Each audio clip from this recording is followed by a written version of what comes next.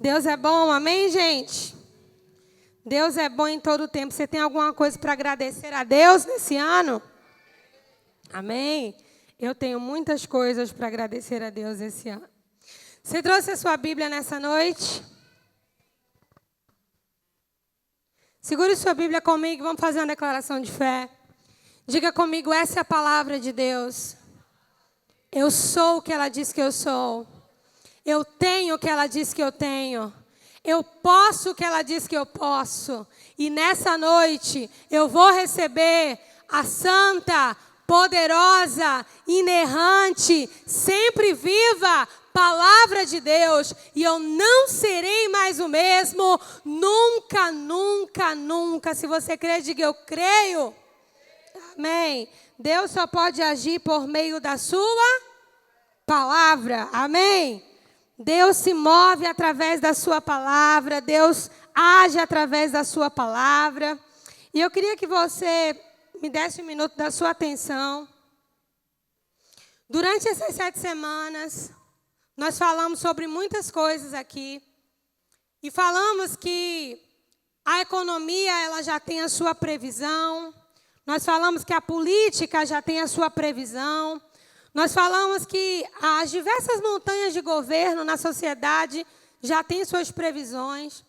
E muitos de nós somos tentados a corresponder emocionalmente a essas previsões. Mas nós temos incentivado a igreja a crer que desde sempre a igreja do Senhor Jesus Cristo foi protagonista da sua própria história. Amém? Desde que Jesus instituiu a igreja dele na terra, a igreja sempre foi, é e sempre será protagonista da sua própria história. Amém, queridos? Então, nós não precisamos ser reféns de toda uma expectativa política, militar, civil, financeira, econômica, né? Embora tudo isso nos afete, né? Mas nós trabalhamos essas 7 semanas aqui, diversos juízos que Deus estabeleceu sobre várias nações.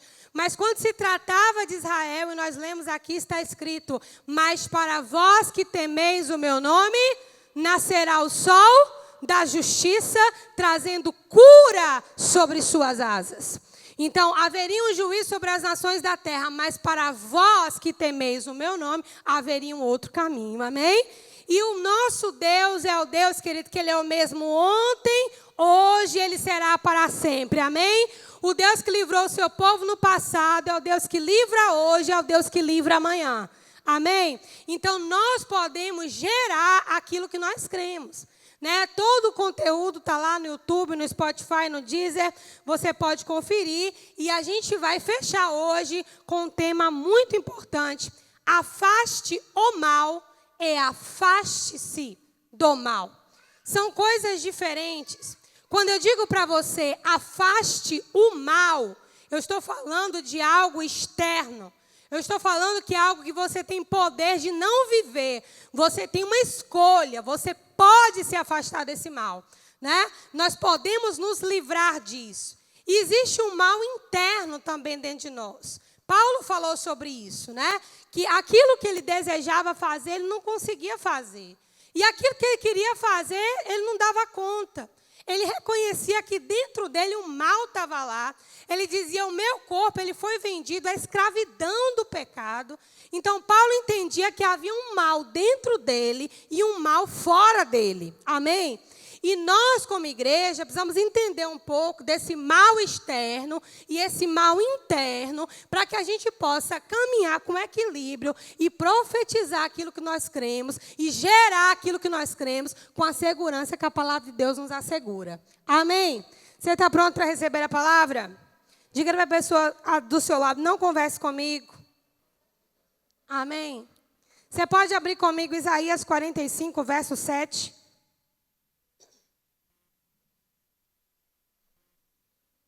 Isaías 45, verso 7.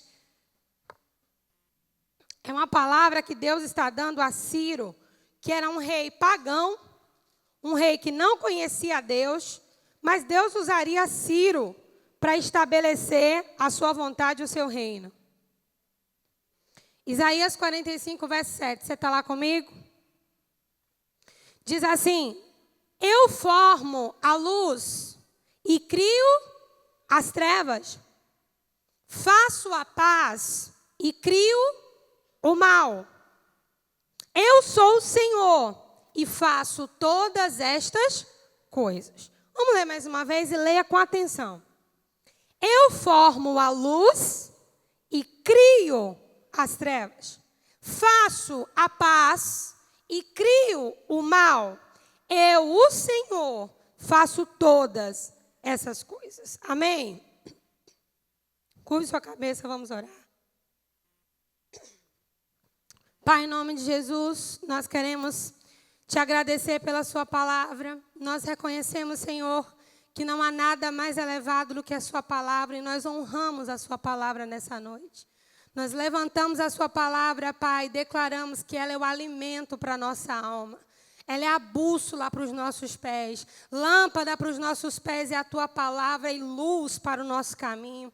Nós te pedimos, Senhor, revelação, discernimento. Nós não queremos apenas aquelas coisas que a letra nos fornece. Te pedimos iluminação, Pai, e que o teu Espírito fale aos nossos corações nessa noite. Somos todos teus filhos, estamos sentados na tua mesa. E oramos te pedindo, Deus, alimenta-nos nessa noite. Responde a cada coração daquele jeito que só o teu Espírito pode fazer. Usando a tua palavra, Pai.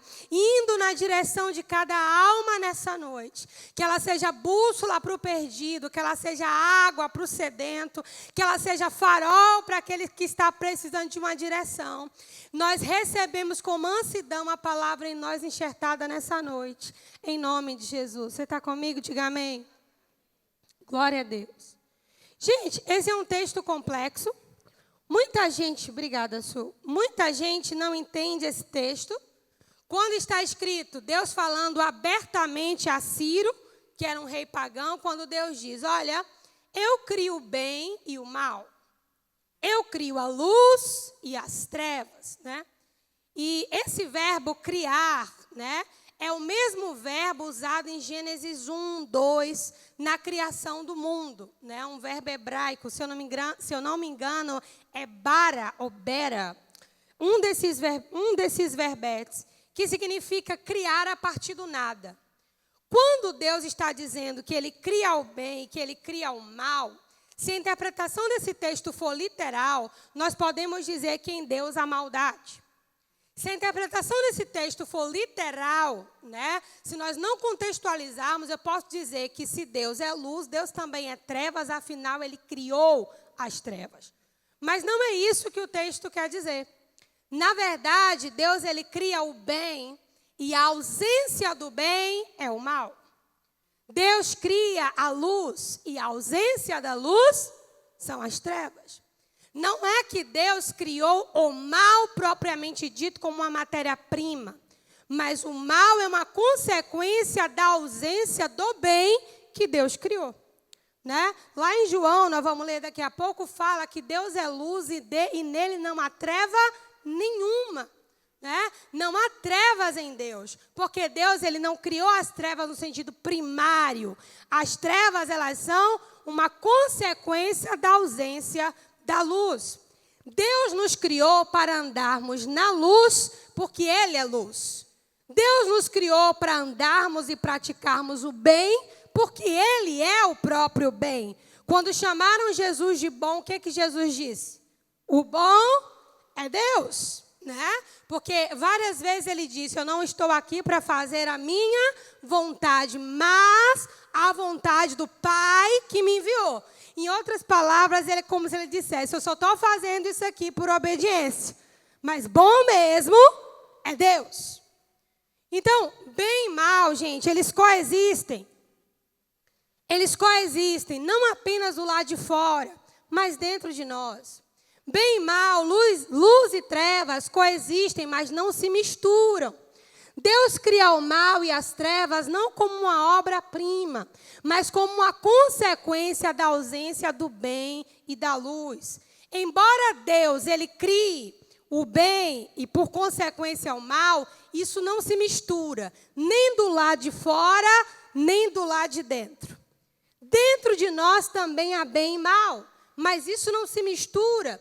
São coisas separadas, é igual água e óleo. Se nós quisermos escuridão aqui, é só a gente apagar todas as luzes e vai haver escuridão. Se nós quisermos luz, é só nós acendermos todas as luzes e nós teremos luz. Embora os dois coexistam, um só se manifesta na ausência do outro. Por que isso é tão importante? Porque se você não entender que na mesma proporção que há bondade, também há maldade dentro de você e dentro de mim, nós levaremos uma vida cristã fantasiosa.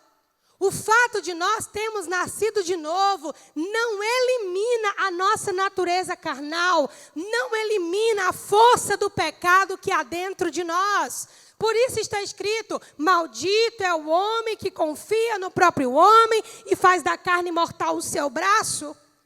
Você precisa entender que dentro de você há bondade, mas há maldade em igual modo e proporção. Porque o pecado habita na carne, nessa carne que está aqui, ó. Nessa carne. E isso só vai cessar na glorificação do corpo, seja pelo arrebatamento da igreja ou pela ressurreição dos santos. Um crente que não entende que há maldade dentro dele, que há perversidade, que há uma inclinação para o pecado, que fantasia uma santidade, que não trava uma guerra consigo mesmo, para que a vontade de Deus se estabeleça. Irmãos, esse é um crente que está prestes a tomar os maiores tombos da sua vida e é um alvo fácil na mão do diabo. Quando Paulo está dizendo assim, olha, dentro de mim tem a lei de Deus, mas também tem a lei do pecado, Paulo não está sendo fraco em todo o sentido da palavra, mas ele está admitindo que ele lida com duas naturezas o tempo todo. E quando ele vai diante de Deus sobre isso, Deus diz apenas, a minha graça basta para você. Porque quando você admite estar fraco, por conta dessa outra natureza que vive em você, é aí que você é forte. Então não adianta, querido, nós profetizarmos aquilo que nós cremos, se nós não entendemos que existe um cadinho de maldade dentro de nós. Se nós não entendemos que as nossas palavras, aquilo que nós oramos, os nossos desejos, as nossas declarações, elas podem ter um pouquinho de maldade. Quem está comigo? Elas podem ter uma inclinação natural pelas nossas dores, pelas nossas feridas, pelos nossos anseios, pelas guerras que estamos travando, pelos nossos medos. O crente, ele precisa reconhecer, não falo nem sobre pecado, mas agora eu estou falando necessariamente de maldade. Maldade dentro de nós.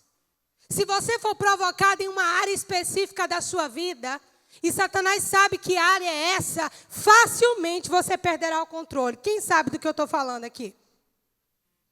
Todos nós não temos uma zona que ninguém toca. Que se tocar a coisa fica feia. É assim ou não é? Todos nós temos áreas na nossa vida que estão bem guardadas, mas estão carregadas de maldade. E se nós queremos, querido, ser essa boca de Deus que profetiza, que declara vida, como nós temos dito aqui na igreja, nós vamos gerar o nosso 2023. Nós não precisamos saber do nosso futuro. Nós precisamos saber quem estará conosco lá. É isso que faz a diferença. Eu não preciso saber o que vai acontecer no Brasil em 2023. Eu preciso saber que Deus vai estar comigo em 2023. Amém? E se Deus está comigo, tudo vai bem. Amém? Mas ainda assim, nós devemos e podemos profetizar. Só que para que essa palavra saia alinhada com o coração de Deus, e eu quero chamar sua atenção para isso. Não despreze a maldade que ainda grita dentro de você. Não despreze isso. Porque embora nós desprezemos, e a gente até finge que aquilo não existe, aquilo é uma arma em potencial nas mãos de Satanás. Pastor, e quando isso vai acabar? Irmãos, enquanto você estiver aqui na terra, esse trem vai estar aí. A diferença é que ele pode ser o que a Bíblia chama de mortificado. Mortificado não é morto. Amém? Mortificado, digamos que é anestesiado, é domado. É como se você tivesse uma fera dentro de você, mas está domado pelo mais forte. Você está comigo? É como se você tivesse dentro de você alguma coisa forte, mas algo mais forte doma aquilo. Mas nós ignoramos essas coisas. E às vezes até maquiamos, assim, no melhor sentido da palavra, buscando a Deus, estando na igreja, né? Amando a Jesus, cantando, ouvindo a palavra, glória a Deus. Mas aquele negócio está ali, ó, como uma bomba relógio. A qualquer momento aquilo pode explodir. E nós não admitimos essa força de maldade que existe dentro de nós. Eu sei que talvez não fosse a melhor coisa que você queria ouvir no último culto do ano, amém? Mas eu preciso que você entenda, porque isso é um alerta de Deus para mim e para você. Amém? A Bíblia diz que o prudente, ele vê e ele foge. O simples vai lá e sofre o dano. Esse simples aqui seria no nosso português o burro. Não é o simples de humildade, não. É o simples de falta de conhecimento, é o ignorante. O prudente vê e foge. O simples ignora, vai lá e sofre o dano. Então, amados, que 2023 você conheça o nível de maldade que há no seu coração. Para que você dome a você mesmo. Não tem como você exercitar domínio próprio se você não conhece a maldade que há dentro de você. Não tem como. Não tem como você vivenciar uma experiência de santificação se você não lida com aquilo como algo forte e real. Não tem como. Não tem como você viver uma vida com Deus de intimidade, de comunhão, aquela coisa gostosa, se você não tem um leão amarrado aqui, ó. Não pode ser assim. Nós vamos falar sobre a bondade também que prevalece, amém? Mas nesse primeiro momento eu quero que você entenda que aqui, nesse exato lugar agora, tem luz aqui, ó. Mas coexiste trevas. Se nós apagarmos a luz, na mesma hora as trevas vão aparecer. É igualzinho o que está dentro de mim e de você. Você está comigo? As trevas não estão lá fora, não. Você está aqui? As trevas estão aqui agora. Ela não vai caminhar na velocidade da luz para quando a gente apagar as luzes. É porque a gente vai transmitir o culto e vai ficar esquisito se eu fizer isso. Mas se não estivéssemos gravando, eu ia pedir para baixar o disjuntor. E você entender do que eu estou falando. As trevas estão aqui. Se a luz sair, ela manifesta na hora. É a mesma coisa dentro de mim, dentro de você, querido. Se a luz da palavra está lá, as trevas estão ofuscadas. Tirou a palavra, as trevas vão prevalecer. Você está me entendendo? Então você precisa entender que dentro de você tem um bicho feio, chamado maldade. Como nós ensinamos lá no Kids, né? Concupiscência, o pecado predileto, né? A inclinação predileta. Que vai ali lidar com as nossas fragilidades e mazelas, né? Nossa zona de fuga. Mas Deus, Ele deseja para mim e para você uma experiência de transformação. E essa experiência de transformação, de santificação, de crescimento, está diretamente ligado a essa agilidade de você entender aquilo que está dentro de você. Minha irmã mais velha, Janete, está aqui. Ontem a gente bateu um papo até mais tarde. E eu conversando com ela algumas coisas, eu falei para ela assim, que eu percebia na minha vida, nós percebíamos em comum, em alguém nosso em comum, um tom de soberba. E eu falei para ela que eu percebi durante muitos anos aquilo na minha vida. Eu percebi que soberba caminhava comigo. Irmãos, se eu fosse fazer uma entrevista de emprego, eu sabia que eu seria chamada. Se eu fosse concorrer a uma vaga qualquer, eu sabia que eu ia me sair bem. Se eu fosse fazer uma prova qualquer, eu sabia que eu tiraria uma boa nota.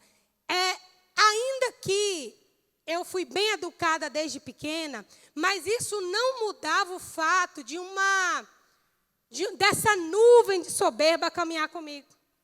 E eu estava compartilhando com ela que as minhas experiências pós-casamento, até pouco tempo atrás, alguém de fora podia dizer assim, poxa, o diabo está acabando com a vida de Susan. Querido, mas não era não. Não era o diabo acabando com a minha vida, não. Era Deus domando o bicho que tinha dentro de mim. Você está entendendo? E muitas vezes, nós não chegamos nos lugares que Deus tem para a nossa vida, porque nós não passamos pelas etapas e processos que precisamos passar. Vocês sabem, a maioria que convive de perto comigo, como eu sou urbana. Eu fui morar num sítio com os meus sogros, no meio do mato. Meus sogros nem aposentados eram ainda. Eu, Igor, acho que eu estava com Iago e ainda grávida de Yasmin. Nós passamos momentos muito difíceis. Como já contei aqui na igreja para vocês várias vezes, precisamos crer por fralda, precisamos crer por leite, precisamos crer por tantas coisas. Queridos, e Deus, Ele foi quebrando aquele orgulho, aquela altivez. Ele foi arrancando aquilo de dentro de mim. Hoje, eu posso dizer exatamente como Paulo. Inclusive, minha mãe me chama de primitiva.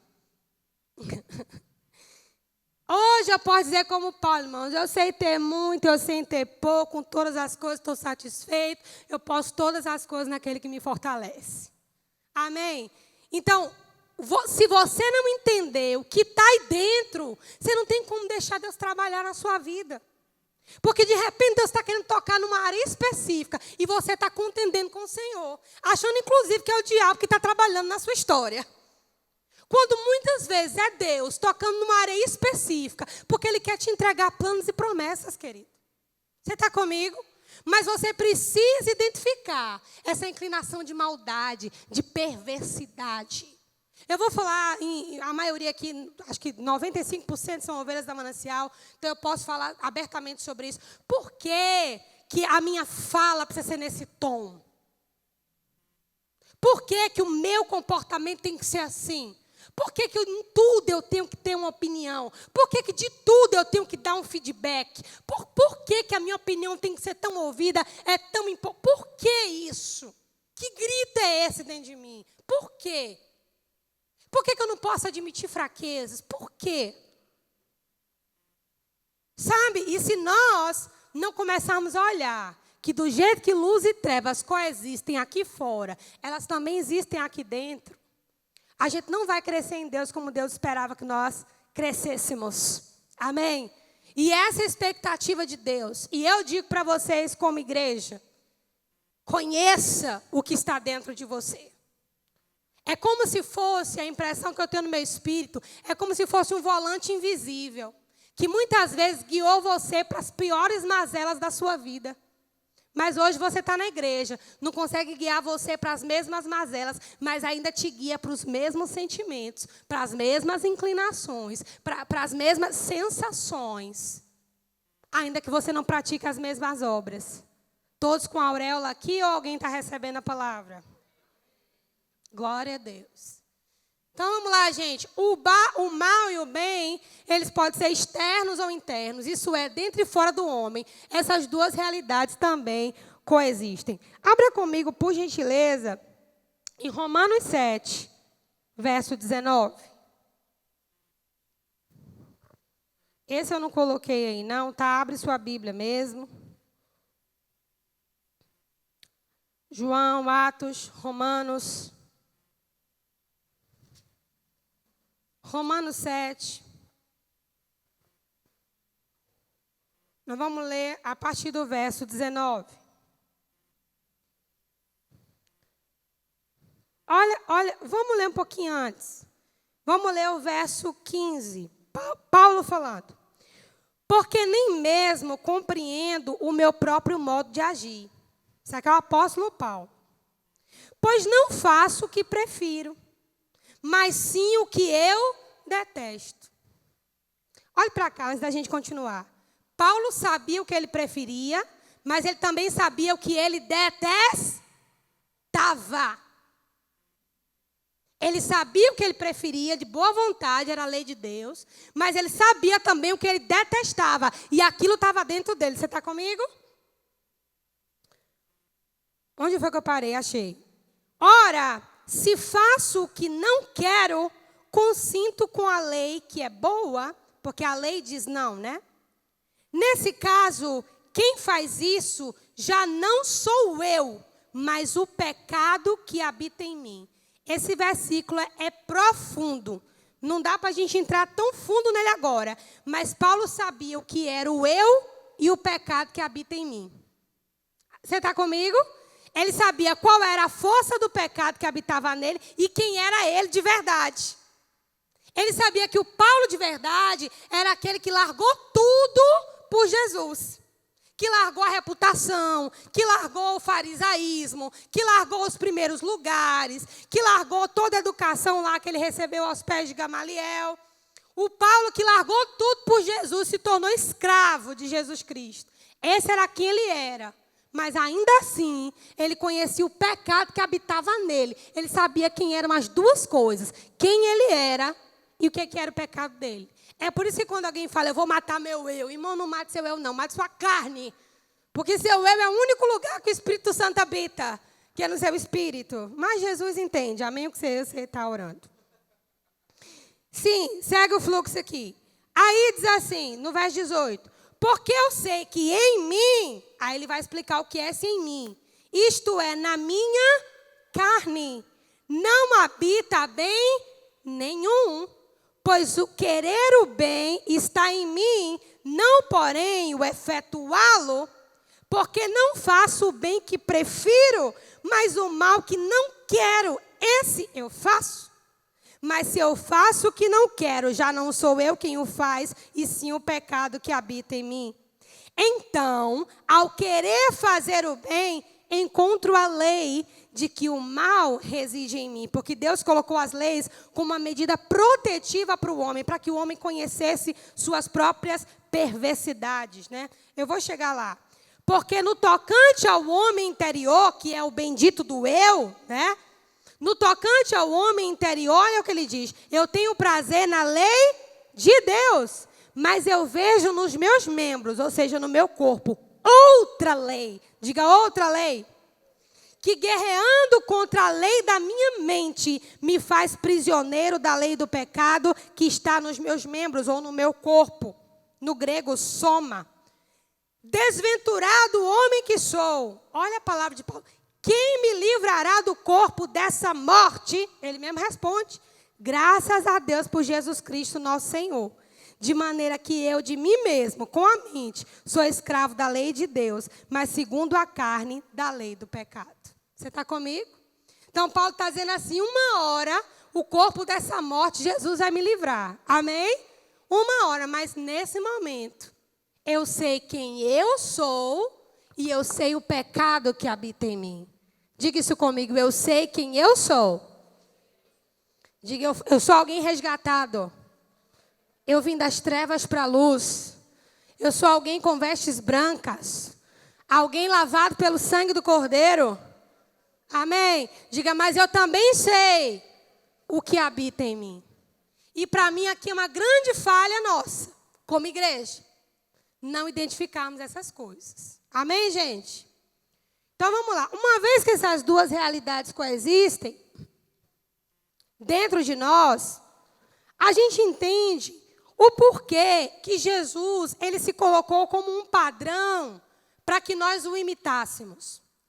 Jesus disse assim, olha, vinde a mim, todos vocês que estão, o que, igreja? Cansados e sobrecarregados. Se eu fizesse uma pergunta nessa noite aqui, quem aqui, depois de um 2022 desse, está cansado e sobrecarregado? Todo mundo levantava a mão, irmãos? Eu levantava as mãos, os pés, aleluia. Mas Jesus disse assim, olha, vinde a mim, vocês que estão cansados e sobrecarregados, e eu vos aliviarei. Ponto não, vírgula. E aprendam de mim, que sou manso e humilde de coração. E então achareis descanso para as vossas almas. Queridos, nós lidamos com alívio, mas precisamos aprender a achar descanso. Alívio é aquilo que você sente quando você ouve a palavra. Alívio é aquilo que você sente quando você está aqui adorando. Alívio é aquilo que você sente quando você ora. Achar descanso para a sua alma, diga comigo, é domar o bicho. Você está comigo? E você não pode viver de alívio em alívio. A vontade de Deus é que você chegue até Jesus e seja aliviado. porque ninguém tem como aprender nada atribulado, amém? Você é aliviado, mas você é aliviado para aprender a ser manso e humilde como Jesus.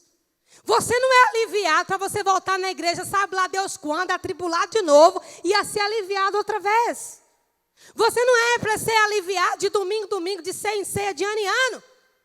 Você é para ser aliviado, para você aprender com Jesus a ser manso e humilde de coração. E uma vez que você aprende isso, querido, você acha descanso para a sua alma. Você está comigo? Porque uma vez que você aprende a achar descanso, amado, você encontra o que Paulo achou.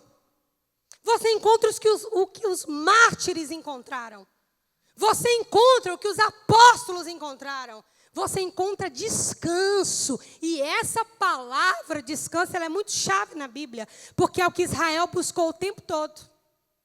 Descanso. O autor aos Hebreus, ele fala, Canaã não é descanso não.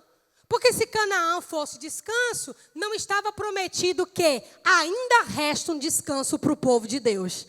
Então, não é um descanso nessa vida apenas. Existe um descanso de um panorama espiritual que Deus quer que eu e você experimentemos. E eu quero profetizar que o seu 2023 não vai ser de alívio imediato, mas você vai achar descanso para essa sua alma atribulada.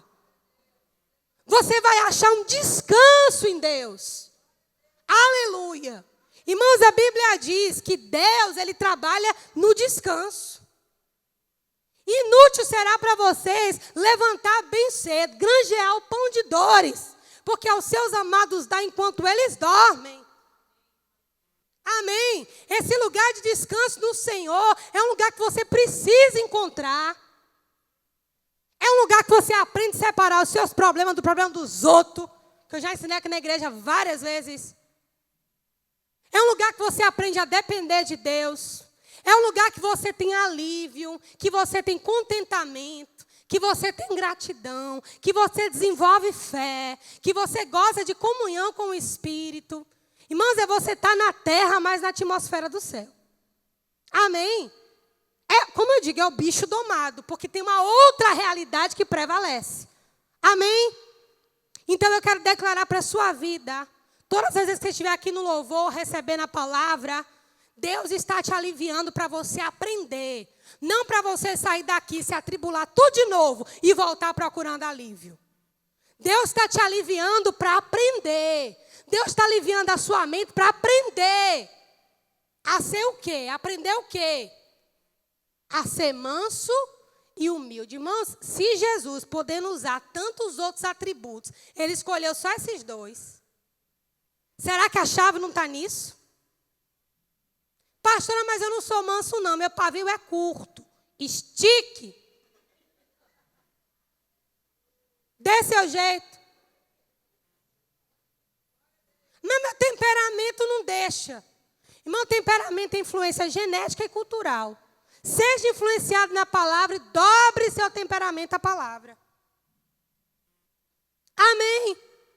Se você quer achar descanso, você vai ter que aprender mansidão e humildade. Isso significa que ninguém que não aprende a ser manso e nem a ser humilde, não acha descanso. Eu vou dizer mais uma vez. Alguém que não aprende mansidão e humildade, não acha descanso. Se você quer achar descanso, aprenda a ser manso e humilde de coração. Amém? Diga assim, o céu é dos aliviados. Diga mais, a terra é daqueles que encontraram descanso. Se você quer viver o plano de Deus para a sua vida nessa terra aqui, e ainda dá tempo, seja lá qual for a sua situação, você tem que achar descanso. Amém, gente? Glória a Deus. Abra comigo em 1 João, capítulo 1.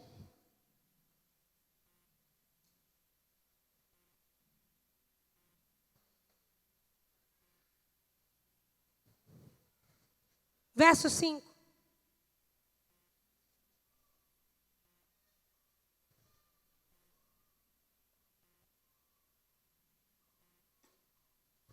Diz assim: ora, a mensagem que da parte dele temos ouvido e vos anunciamos é esta: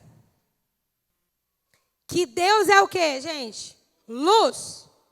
E nele não há treva nenhuma. Se dissermos que mantemos comunhão com ele e andarmos nas trevas, não praticamos a verdade. Se, porém, andarmos na luz, como ele na luz está, mantemos comunhão uns com os outros, e o sangue de Jesus, seu Filho, nos purifica de todo o pecado. Volte comigo para o versículo 6. Se dissermos que mantemos comunhão com ele e andarmos nas trevas, mentimos e não praticamos a verdade. O que seria andar nas trevas? Para você? O que seria andar nas trevas? Andar numa vida deliberada de pecado? Sim, mas não só isso. Andar nas trevas é andar em qualquer lugar, situação, circunstância que Deus não possa estar presente. Porque Deus é luz. Amém. Então, não são os pecados mais cabeludos que vêm à sua mente. Andar nas trevas é andar, falar, consentir, agir de qualquer forma em ambiente que Deus não possa estar presente. Se não tem luz, o que é que tem lá? Tem trevas. Porque luz e trevas coexistem. Amém? Então ele diz, nós estamos mentindo, não estamos praticando a verdade. Agora no verso 7, se porém andarmos na luz, mas não é só andar na luz, como ele na luz está. Onde Jesus está, igreja? Na luz. Mantemos comunhão uns com os outros. E o sangue de Jesus, seu Filho, nos purifica de todo o pecado. Amém. Andar na luz, um dos primeiros sinais de quem anda na luz, é alguém com fácil vínculo de comunhão. Alguém que consegue suportar as falhas uns dos outros. Comunhão. Comunhão é viver como um. Amém. Quando Isaías, ele viu a face do Senhor, o trono do Senhor. Isaías 6:1. Vocês lembram como está escrito lá? No ano que morreu o rei Uzias, eu vi o Senhor. Quem está dizendo isso é Isaías. Onde o Senhor estava? Assentado no alto e sublime trono. E os querubins estavam diante dele. Cada um deles tinha 6 asas. Com 2 cobriam o rosto, com 2 cobriam os pés e com 2 voavam. E clamavam uns aos outros, dizendo: Santo, Santo, Santo é o Senhor dos exércitos, e toda a terra está cheia da sua glória. Então disse eu. O que foi que esse eu disse? Ai de mim. Porque eu tenho lábios impuros. Olha como Isaías sabia certinho onde estava o bicho. Na boca. Porque eu tenho lábios impuros. Ou seja, meu problema é a minha língua. E eu habito no meio de um povo linguarudo igual a mim. Porque vou te falar, há uma grande influência na sua cultura sobre o seu modo de ver a Deus, ver o próximo e sobre o seu comportamento. Amém?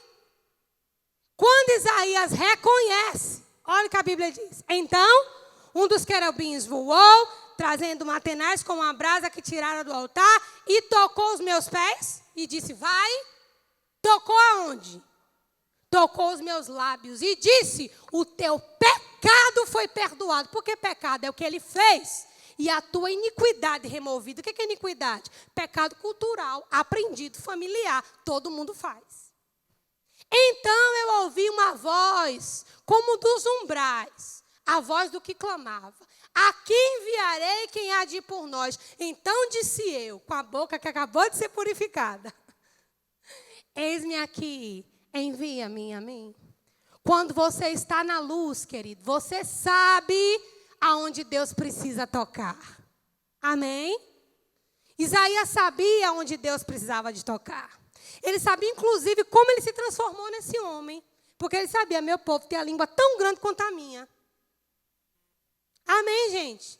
Então, por isso que a Bíblia está dizendo, não adianta eu dizer que eu estou na luz, mas a minha boca diz o contrário. Mas o meu comportamento diz o contrário. Mas as minhas atitudes dizem o contrário. Não. E não é só estar na luz da sua cabeça. Eu acho engraçado, assim, que João foi muito preciso. Porque hoje todo mundo fala de luz e de energia, não é verdade? Aí ele diz assim, olha, se nós estivermos na luz como ele na luz está, ou seja, essa luz específica, viu? A luz de Jesus. Nós temos comunhão uns com os outros. E o sangue do seu Filho nos purifica de todo pecado. Amém? Diga, quanto mais perto de Deus, quanto mais perto da luz, a luz manifesta toda a treva. Amém? Então, o mal externo, ele pode ser evitado, né? Esse mal que está do lado de fora, né? O mal externo pode ser evitado através da obediência aos mandamentos e leis de Deus, que são protetivos, tanto individualmente quanto geracionalmente. Esse mal que eu me refiro do lado de fora são as penalizações. Né? Quando você vai ler lá Deuteronômio 28, que é o capítulo que fala sobre as bênçãos e as maldições. Lembra quando Paulo falou assim, antes de irmos para Deuteronômio, quando nós lemos lá em Romanos, que Paulo disse assim, quando eu procuro e eu me deparo com a lei do pecado, poxa, aí eu vejo que a lei de fato está certa. O que Paulo está dizendo com isso? Todos os nãos da lei têm um motivo. Voltem para o Antigo Egito. Voltem para uma época mesopotâmica, aonde não haviam leis, aonde o senso de certo e errado, de moral, não existia.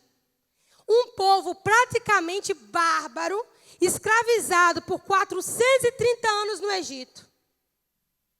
O que Deus podia fazer para encaminhar esse povo para um lugar certo? Dar leis. Leis protetivas. Não matarás, porque as pessoas matavam por qualquer coisa. Não furtarás, não adulterarás, não terás outro Deus diante de mim. Esses nãos de Deus, não era porque Deus não tinha o que fazer. Deus estava colocando limites protetivos. Os 10 mandamentos são limites protetivos para que o homem conhecesse o nível da sua própria maldade. Não é que a lei é falha, a lei é suficiente e Jesus veio para cumpri-la, mas a lei só nos mostra como sem Cristo somos incapazes de agradar a Deus. Amém? Então as leis de Deus são protetivas. Pastora, que leis são essas que me livram desse mal externo? Número 1, uma bem conhecida, que é a lei da semeadura e a lei da colheita. Lá fora é chamada de lei de atração, ou lei da energia, ou como você quiser chamar. A Bíblia chama de lei da semeadura. Deus deu essa lei para Noé, depois que o dilúvio acabou. Deus chama Noé e diz, Noé, a partir de hoje, enquanto a terra durar, dia e noite, frio e calor, semeadura e colheita. Isso aqui não vai mudar enquanto a terra durar. Amém? Paulo aos Gálatas escrevendo traduz isso. Tudo aquilo que o homem plantar, certamente colherá. Isso é uma lei universal. Vale para crente, vale para ímpio, vale para duvidoso, vale para tudo. Isso é uma lei. Aquilo que o homem plantar, certamente colherá. Então, as leis de Deus, elas são protetivas. E o grande objetivo de Deus, através dessas leis, era frear a maldade humana. Número 1. E número 2. Se eu quero vivenciar essa experiência, deixa eu proporcionar, na medida das minhas forças, essa experiência para alguém. Daí nasce, saindo da boca de Jesus, ama o próximo como a ti mesmo. Isso é uma lei. Isso é universal. Seja você crente ou não. Irmão, se isso vale para um ímpio, o que dizer de um crente que não sabe aquilo que semeia? Seja com seus lábios, com a sua atitude, com o seu comportamento. Aquilo que o homem semear, certamente colherá. São leis protetivas e essas leis evitam o mal. Abra comigo em Provérbios 17. Nós já estamos terminando. Provérbios 17.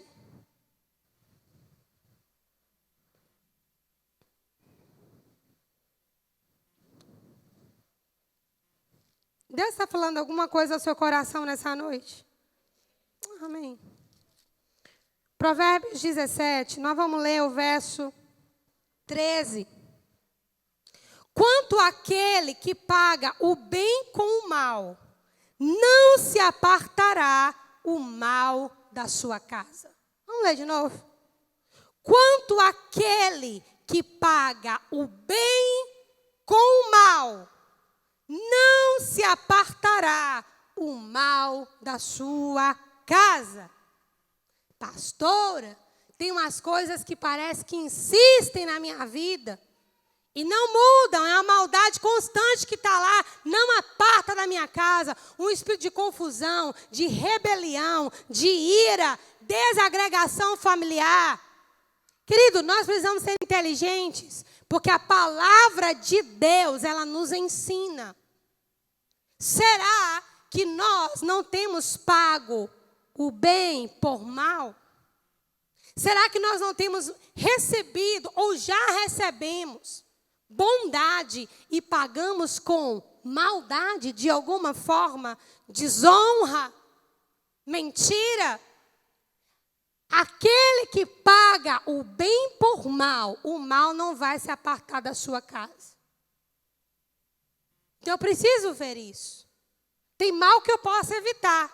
Tem coisas que estão além da capacidade humana. E essas coisas estão guardadas na soberania de Deus. E a soberania de Deus é um terreno onde o homem não pisa, só pertence a Ele. Então essas coisas deixa com Deus. Estou falando daquelas que estão no alcance das nossas mãos. Quantas coisas alguém nos proporcionou e nós pagamos com o mal. Eu vou dar um exemplo para você simples. É pequeno, talvez, diante das histórias de vida aqui presente. Eu trabalhei na reitoria de uma universidade. E o nome da minha diretora era a doutora Jesusa. Nunca me esqueci do nome dela. Jesusa. Com um nome desse nem dá para esquecer, né? Irmãos, eu não sei se era carnaval, se era São João. Era algum feriado desse que eu queria participar do retiro da igreja. E a mulher não deixou eu ir. Eu não sei se era uma sexta-feira que eu queria imprensar ou se era uma segunda-feira. Era uma coisa assim. Mas eu queria muito, muito mesmo. E eu sabia, nessa época eu trabalhava com planilha de licitação. Eu sabia que eu podia dar conta no dia anterior e no dia seguinte meu trabalho nem faria tanta falta assim. Porque não era uma coisa que eu precisava estar fazendo o tempo todo. Gente, ela não quis deixar eu ir. E adivinha só, eu fui. Lembra que eu falei da raiz da soberba lá? Eu fui. Irmão, quando eu voltei na segunda-feira ou na terça, que eu não me lembro, ela falou assim, Susan, eu gosto muito de você. Eu trabalharia com você por muito tempo. Mas você é jovenzinha, eu preciso te ensinar uma coisa para tu levar para a tua vida. Na vida, a gente não fecha portas e você acabou de fechar uma, você está demitida. Ela falou assim, eu poderia ficar com você, mas você precisa aprender uma lição. Na vida, a gente não fecha portas, porque a gente não sabe de quem a gente vai precisar amanhã. Pois da reitoria da universidade almofadinha, eu fui trabalhar numa loja de cartucho, de impressora. Nós não podemos pagar o bem com o mal. Irmãos, isso tem consequências. Nós precisamos avaliar a nossa vida. Fim de ano é um período tão propício para isso, assim. Avaliar. Será que eu não... Será que alguma coisa aqui também tem uma participação minha? Né? E levarmos isso diante de Deus, porque Deus nos chamou para andar na luz e no bem. Amém? E na verdade, tem mal que dá para evitar. Diga comigo, o mal que dá para evitar é aquele que, se eu obedecer a palavra, Deus garante que estará comigo. Amém? Você pode dizer, pastora, mas será só para Israel? Não, é porque não dá tempo, que o horário já foi. Mas Deuteronômio 28, lá em casa, você vai ver Deus dizendo, olha, se vocês ouvirem a minha voz, se vocês obedecerem a minha palavra e vocês andarem diante dos meus estatutos, essas bênçãos seguirão vocês. Ele vai listar as bênçãos que seguirão. Depois ele diz, mas se vocês não derem ouvidos à minha voz, essas maldições igualmente seguirão vocês. Né? Então tem coisa que está no nosso poder. Diga comigo, tem mal que dá para a gente afastar. E não é nem em nome de Jesus, gente, é com postura. É com postura. Amém? Demônios a gente manda fora em nome de Jesus. Mas maldade é diferente. Tem maldade que é reflexo de atitude nossa mesmo. Amém? E só para a gente encerrar aqui, ó. Não se vence mal com mal, mas com o bem. Jesus venceu o mal, a morte, as trevas, sendo o bem, a vida e a luz. A imitação do padrão de Jesus nos conecta a Deus e nos autoriza a viver o ambiente de poder e favor que ele viveu aqui na terra. Diga assim, não é só o nome de Jesus, é a vida que Jesus levava. Amém? Diga, não é só o poder do nome de Jesus, mas é a vida que Jesus levava. Diga, 2023 é o ano de exercitar a vida que Jesus levava. Amém? Se coloque de pé. Nós vamos orar um pouco. E no seu lugar aí mesmo, onde você está, queria que você aproveitasse esse tempo aí para orar ao Senhor. E falar com Deus. Pai, eu identifico isso aqui. Senhor, há essa maldade que eu tenho ignorado, né? Eu quero me afastar do mal. Eu quero discernir o meu próprio coração. Eu preciso da sua presença, eu preciso da sua ajuda. Eu preciso da sua graça. Eu quero me arrepender, Pai, dessa prática. Eu preciso do teu favor. Eu preciso que o Senhor me ajude. Reconhecendo diante de Deus. Eu quero andar nesse caminho de justiça. Nesse caminho de verdade. Eu conto com a tua graça para isso. Me sonda e me conhece nessa noite. Como Davi disse. Senhor, tu me sondas e me conheces. Conhece o meu assentar e o meu levantar. De longe conhece os meus pensamentos. Antes que qualquer palavra viesse à minha boca, Senhor, tu sabes. Se eu subir aos céus, ali o Senhor está. Se eu descer às profundezas da terra, ali o Senhor está também. Não há nada em mim que o Senhor não conheça e não saiba. Veja se há em mim algum caminho mau e guia-me pelo caminho eterno. Davi disse, expurga-me dos erros que me são ocultos. É o que na psicologia chamaríamos de ato falho ou ponto cego. Expurga-me dos erros que me são ocultos. Em outras palavras, da maldade que eu não consigo ver, mas está em mim.